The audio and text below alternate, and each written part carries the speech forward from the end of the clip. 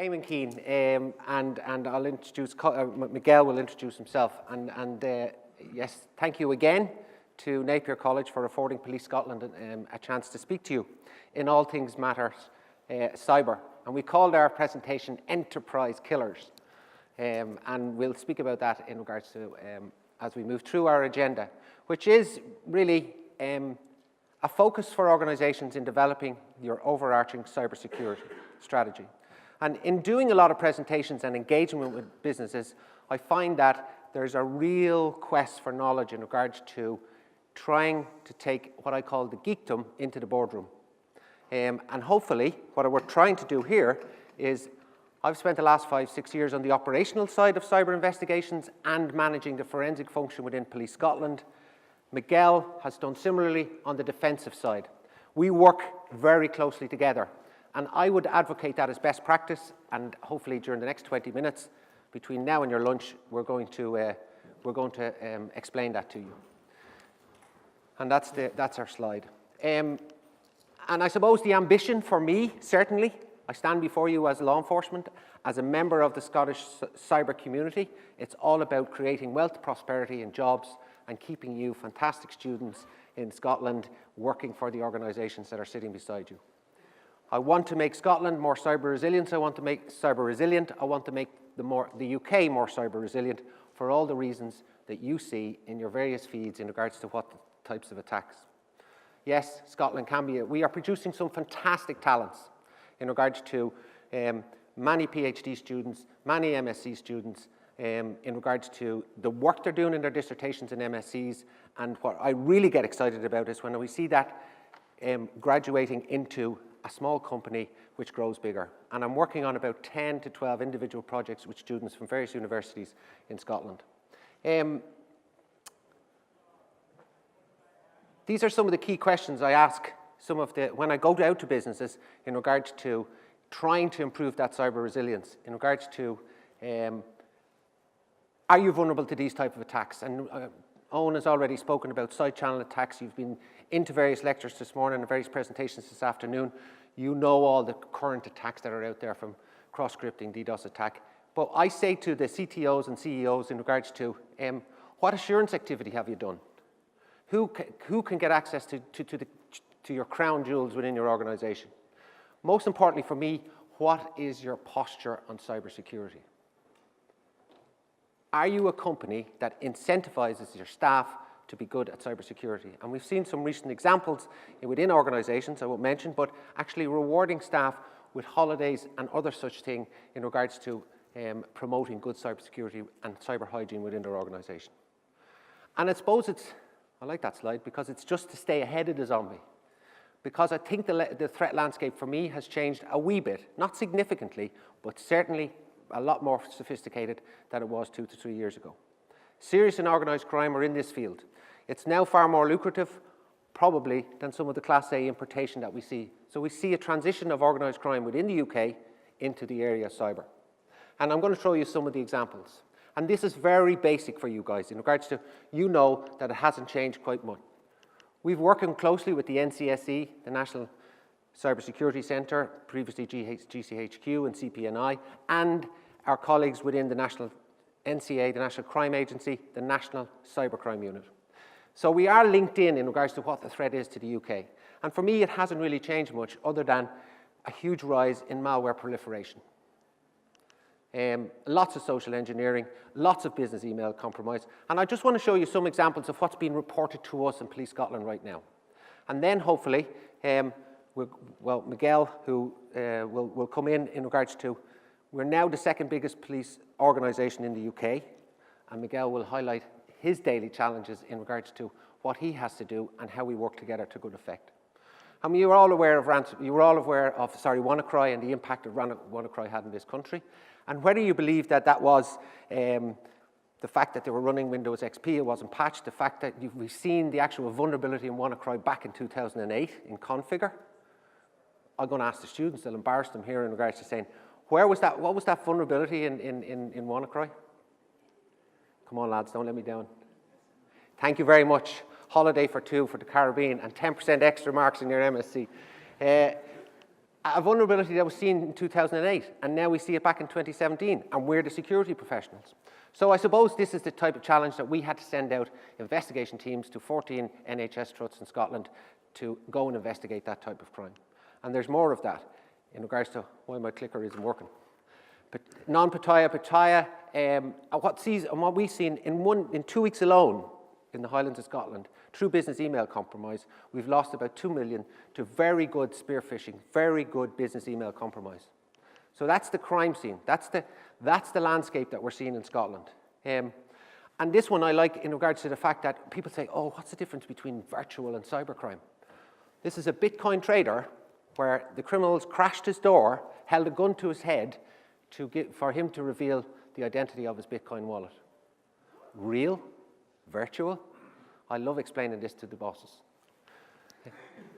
And then we talk about the aviation industry, and we move over to the critical national infrastructure. And are there vulnerabilities in our C&I?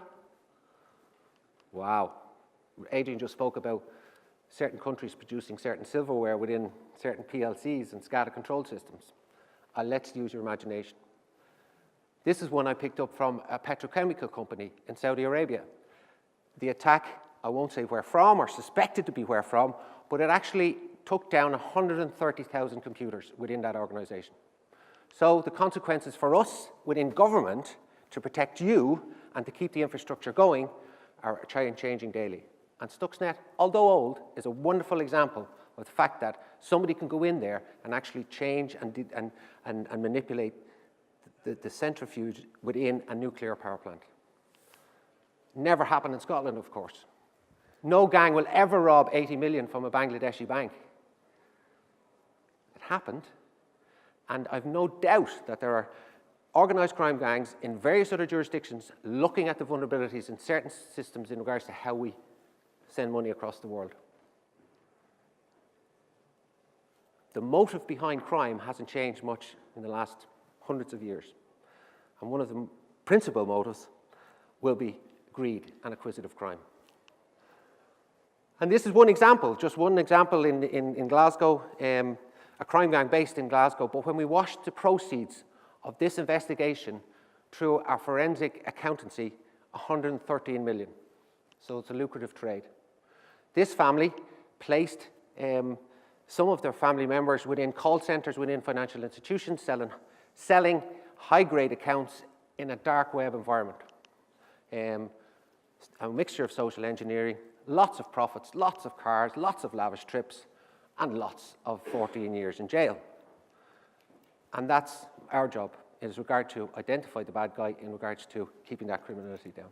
But it still intrigues me when I see a simple business email compromise in regards to a simple PDF, go and collect the parcel, and people who really should know better are clicking on that PDF, and we're obviously downloading horrible things on their phone or into their system. 0 days, every type of malware proliferation, and we really, what I'm saying there, that can go into, obviously, as you'll know, any part of that infrastructure. And this is another example in regards to the challenge for policing right across the country. These are a bunch of individuals who are more involved in the importation of kilo amounts of Class A drugs, also lots of kidnapping, shootings, intimidation, but they're using encrypted phones, and they're using signal jammers. So here's the Internet of Things presenting challenges to us, and we need to be ahead of that from a law enforcement perspective. And never in Scotland. No, last week we engaged with some young people who were involved in facilitating and running an environment called webstressor.org in regards to attacking infrastructures in other countries. Linked to a Croatian attack, working with our colleagues in EC3 in Europe. So the landscape hasn't changed much, but that's a short example of some of the criminality we're faced with. And I haven't even mentioned the horribleness around social media and the exploitation of children and live streaming of that sort of stuff from various. This was an individual we engaged with who actually launched a DDoS attack on Police Scotland. And thankfully, we identified it fairly quickly coming into the system, and we managed to engage with that individual. And the effect on that was pretty important. So I'll put that slide up there, who are you going to call? And I always encourage, please come in. I always encourage people, if they've been a victim of crime, you must report it. Now, people say, for various reasons, we probably see about 8 to 10% of what's happening out there in the landscape. I want to encourage that much more, because we cannot legislate for what we don't know. And I can't go upstairs to senior bosses, please come in, and I can't go across to government to say, we want more resources, because the transition of the criminal landscape has moved from, thank you. Sorry, we'll resume. For those people who have just arrived, it's Eammon Keanne from Police Scotland and my friend and colleague Miguel Merayo from our ICT Technical Assurance and Audit team.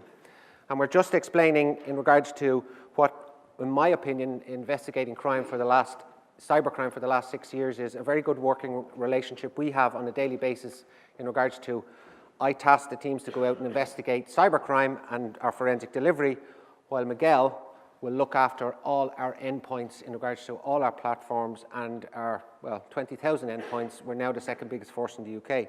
I've just whizzed through some slides in regards to the threat landscape, but many of you will be aware, and the changing face of organised crime as it moves towards cyber. I think 53% of acquisitive crime is now committed online. So for me, the next 5 years will be about acquisitive crime that you can do from home, from an anonymous VPN, and that's the challenge for law enforcement to stay ahead of that. I've been coming to Napier for quite a few years, and I'm involved in many of the projects with Napier and the Cyber Academy. And I always love coming back to see how the young students are starting on their career pathway into industry and developing new products and creating companies to keep that prosperity in Scotland. That was just a wee summary of 10 minutes for the people who have arrived in. I do want to mention who you're going to call in the event of a significant incident. And I was just encouraging the audience to make sure to please report if you've been a victim of cybercrime. Whether that's social media, a DDoS attack, cross-scripting, if within your security teams, working for your CTO, your CISO, now people will say, there's lots of reasons you won't report, and I totally understand that in regards to brand reputation. Now with GDPR and NIST coming along, there's also monetary fines. But I do advocate that reporting because it's very difficult for us to understand the true picture unless you report that. Obviously, we will receive various intelligence feeds. I whittled on too much there because we had some late people in who we're going to call. The first person, when I see an attack coming in or I see something, I call Miguel. And Miguel is going to speak about his defence and his role within Police Scotland from an IT perspective. That right-hand one. Okay, cool. Hi, everyone. My name is Miguel Merayo. As Eammon said... Wait. Oh, hello. We on now? Yeah. Okay, hi, everyone. I'm Miguel Merayo. I'm the Technical Audit and Assurance Manager for Police Scotland.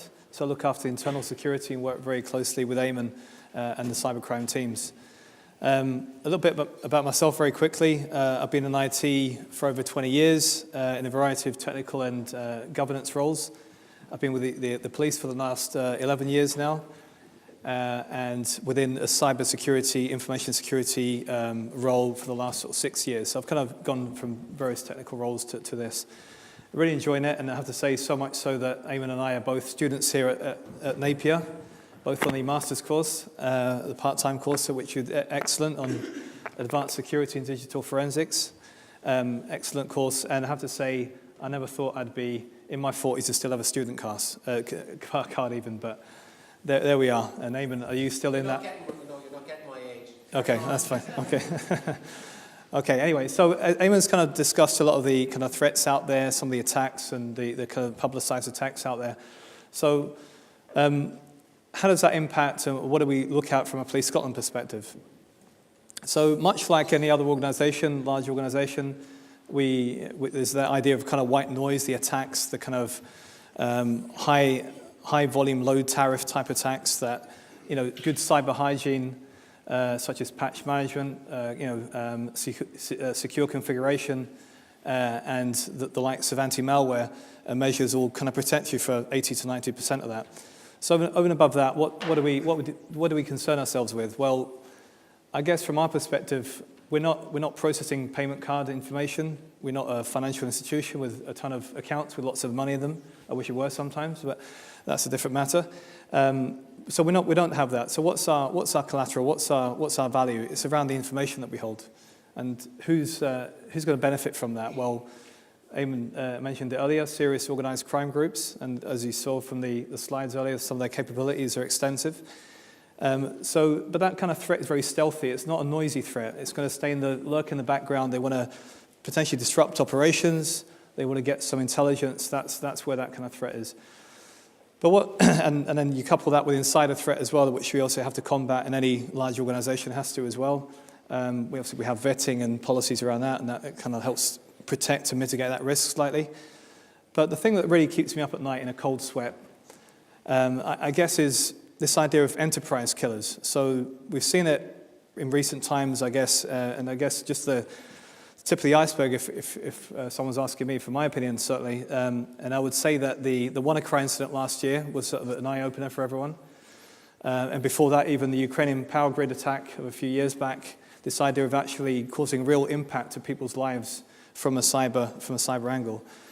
And taking that kind of one step forward for me, this idea, I guess, of a multi-channel attack. So imagine, ladies and gentlemen, the idea of a terrorist, some sort of terrorist attack or some real attack, physical attack, and a multi-channel attack with a cyber element to it to try and effectively limit the response from a blue light service. Imagine taking out your blue light services, command and control, and so on. That's a thing that kind of keeps me awake at night.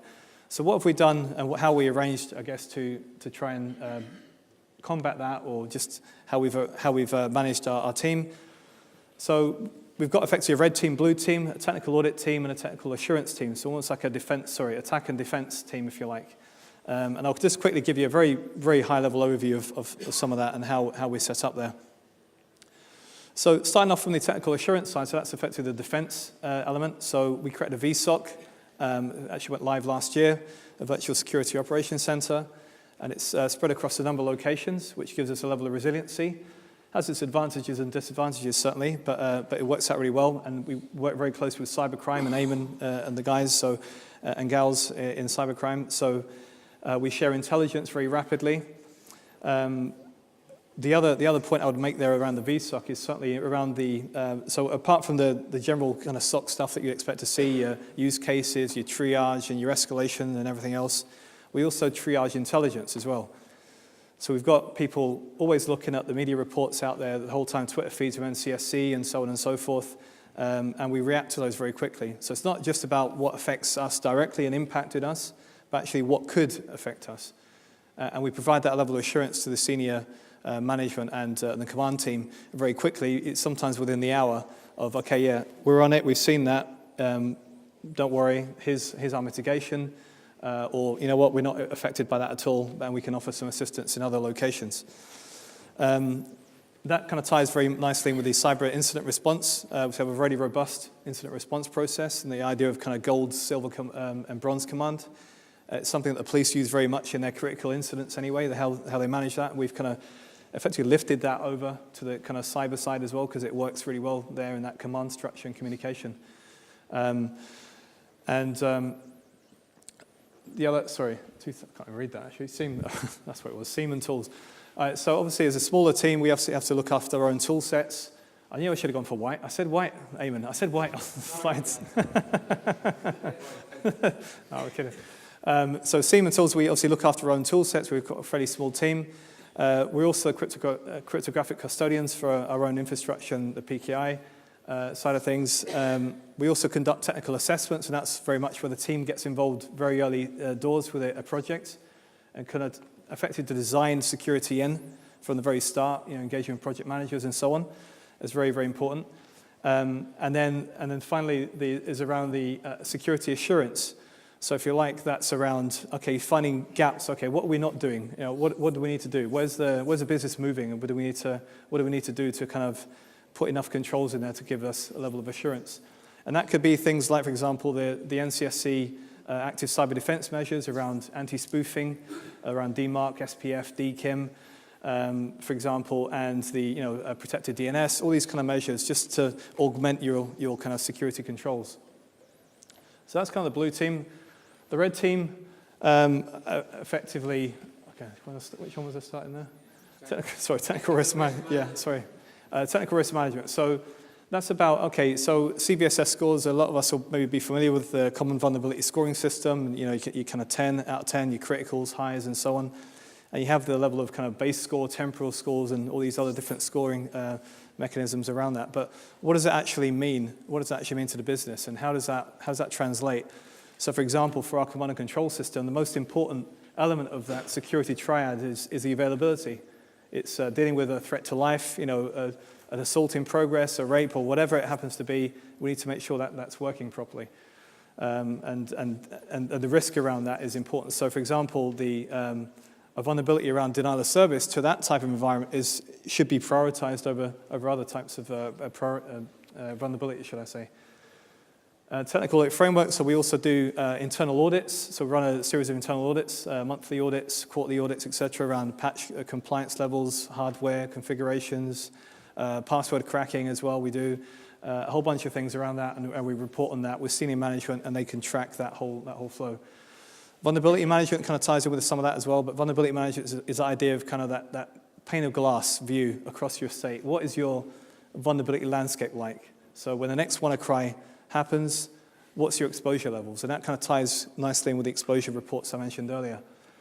Penetration testing, the team are all kind of ethical hackers as well. So we do that, and we're not just scan monkeys here. You're not just running Nessus and whatever else people use, OpenVAS and so on.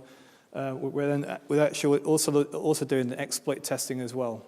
So we're running scripts and so on around that, and trying to identify what we can exploit and feed that back. And the reporting around that is bespoke because we know the business and we get that value add as well. The last two are really just around internal investigations and covert and special operations and stuff. Because of the nature of the skill set we have in the team, we also often get involved in these kind of, you know, insider threats type scenarios, etc. So that's all those two elements are talking about. And the last thing is really, how do we put those together? So let's just kind of look at some of those yellow bits in the middle. They're kind of deliverables, or in some cases, and just as some examples of them really, and products. When we move things around a little bit and we can align ourselves with this kind of red team, blue team mechanism, what we can see up the top, the assurance side of things really just helps set those standards. Help set those standards so projects know what standards they're working to, what server builds they have to kind of comply to, and everything else. And then on the red side, we're actually checking that to make sure of confirming compliance around that. IT health check for remediation, again, it comes in very much with the risk assessment side of things. We can prioritize very well what we need to remediate and how we do that. Again, I'll kind of mention the project engagement already, that early engagement with the blue side in terms of the, you know, designing security in, which is very important. You know, looking at things like data at rest, data in transit, etc. And then the actual test of, okay, now you've designed that security, let's test that security before it goes live. And you rubber stamp that, it gets accredited before it goes live. And all of our systems go through that process, which is really good. And last but not least, of course, that interaction, as I've mentioned already quite a lot around the VSOC and that interaction with cybercrime, that's where we get that intelligence feed, and it works both ways with the cyber incident response process and the metrics around that, which is very powerful. And finally, I'll just leave with the vulnerability management point again, just around that visibility to senior managers, where we have these monthly meetings, et cetera, just to make sure that people understand what our exposure is at any moment in time. I think that's me, I think. Thank you. Sorry, and I'm way conscious that we're going over our time. I just want to finish with a few slides because we're between you now and dinner. Or lunch, sorry. So these are some of the challenges for us in regards to the fact that we know that the attacks on our system and the attacks on you and the community are international and industrial and automated. And you don't need to be highly intelligent, highly skilled to be a cyber criminal now. You know that we can go into the dark web and we can point a stressor tool for $15 at an organization. And that has significant impact on everybody. So lots of challenges, but for us, it's like, I think for me, in regards to sending teams out, prevention is the key. And the purpose of this engagement this morning for us was to articulate how it works for us. We're not suggesting that we're the role model to go forward, but gamekeeper turned poacher is working quite well for us in identifying the attacks. And I think that pre-planning into any incident, we're good in the real world if there's a train crash, if there's a CBRN incident, so we're applying the same plans to our cyber incidents. And that's not working, but... You want to do that? No, yeah, please, if you don't mind. I suppose it's like I used the comparison to Dido Harding when she was rolled out in front of Talk Talk. Can you imagine you're in charge of your organisation and you've suffered, you're not providing any services to your staff, you're completely blind to your staff and customers, and you're rolled out in front of the cameras. Have your communication strategy right, have your investigative strategy right, play out the exercise. There's toolkits and toolbooks on lots of good websites. And get a gold, silver and bronze command structure into the investigation if you can't speak to your organisation. It really will provide the benefits for you. Some of the good news stuff we're doing is, yes, lots of engagement with the universities through Alan Settery's in the audience here, through the Cyber Nexus. We hear really the future of this country is our young people, and we're doing a lot of work to encourage that. Just quickly, towards the end, thank you. Some of the stuff we're doing. We're tight for time. I'll just mention that working with Scottish Government at the moment, who have really accelerated our programme through the public sector, private sector, and the third section action plan, and the skills and development action plan. An implementation toolkit for that, and we're hoping to create some sort of a fusion hub depot, multi-agency approach. We need industry to help us. You're the experts out there. We need to incubate more companies. We need to grow our economy. We need to provide a place of study and inspiration for some of these young ideas. We need to collaborate more with law enforcement, and that's what we're doing. Bit of a whistle-stop tour of what's going on in the landscape, a little bit of confusion there with some late arrivals. And that's really us from Police Scotland. Miguel, have you anything to say, really? No, that's me, yeah. So, sorry, we'll take questions. It's a bit mismatched purely because of the break, but we've tried to show you the threat landscape, how it shows and manifests itself with us, and how we're trying to respond to that. Thank you.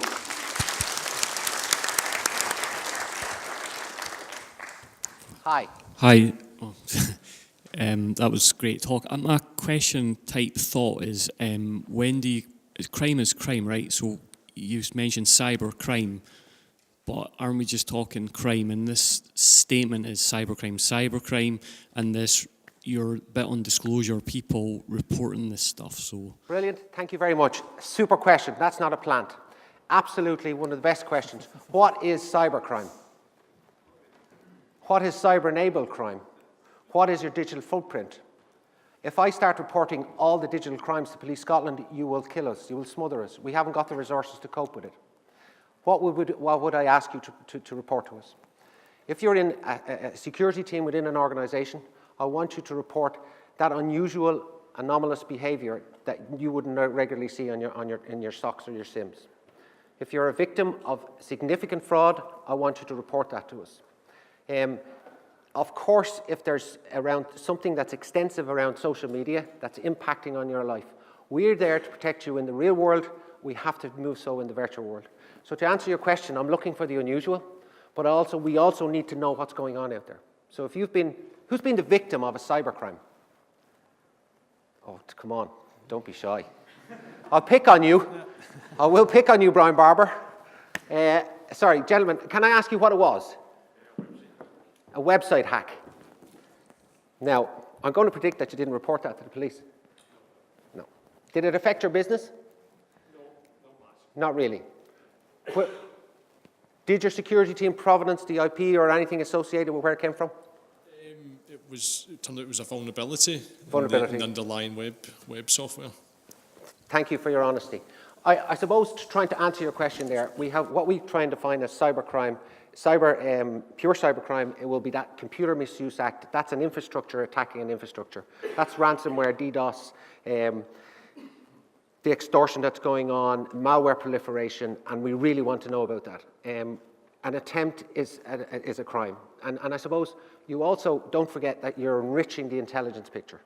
Because we share that, as Miguel said, that we share that with other law enforcement to try and prevent that within other organisations. And if it's a listing of IP addresses, blacklisting, or if it's a particular signature of some malware, we will share that as dynamically as we can.